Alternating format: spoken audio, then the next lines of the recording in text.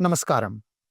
ഒരു പീഡിയാട്രിക് സർജൻ്റെ നിലയിൽ പലപ്പോഴും എൻ്റെ ഒ.പിയിൽ മാതാപിതാക്കൾ അവരുടെ കുട്ടീനെ കൊണ്ടുവരും.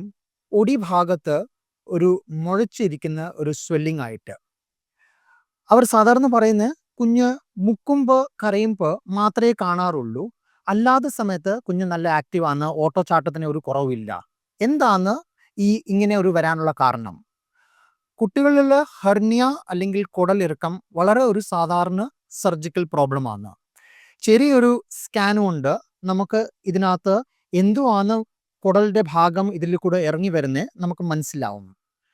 അങ്ങനെ നമ്മൾ ഹെർണിയ ഇത് തിരിച്ച് കയറി പോകുന്ന തരത്തിലാണെങ്കിൽ അതിനെ ഒരു ഇലക്റ്റീവായിട്ട് പ്ലാൻ ഡേറ്റ് ആയിട്ടാണ് നമ്മൾ സർജറി ചെയ്യുന്നത്. വളരെ അപൂർവമായിട്ട് ഇറങ്ങി വരുന്ന കുടൽ തിരിച്ച് കയറി പോവാണ്ട് ബ്ലോക്കായ അവസ്ഥയിൽ കുട്ടീനെ കൊണ്ടുവരുമ്പോൾ അതിനെ അടിയന്തര സർജറി തന്നെ വേണ്ടി വരും. ചെറിയൊരു മുറിവ് കൊണ്ട് നമ്മൾ ഈ ഓട്ട ഈ ഹോൾ ഈ കുടൽ ഇറങ്ങി വരുന്ന ഈ ഹോളിനെ അടച്ചു കഴിഞ്ഞാൽ ഇതിൻ്റെ സർജറി സക്സസ്ഫുൾ ആയിട്ട് നമുക്ക് ചെയ്യാൻ പറ്റും. ആൻഡ് ആ പിറ്റേ ദിവസം തന്നെ കുഞ്ഞിനെ ഡിസ്ചാർജും ചെയ്യാൻ പറ്റുന്നു.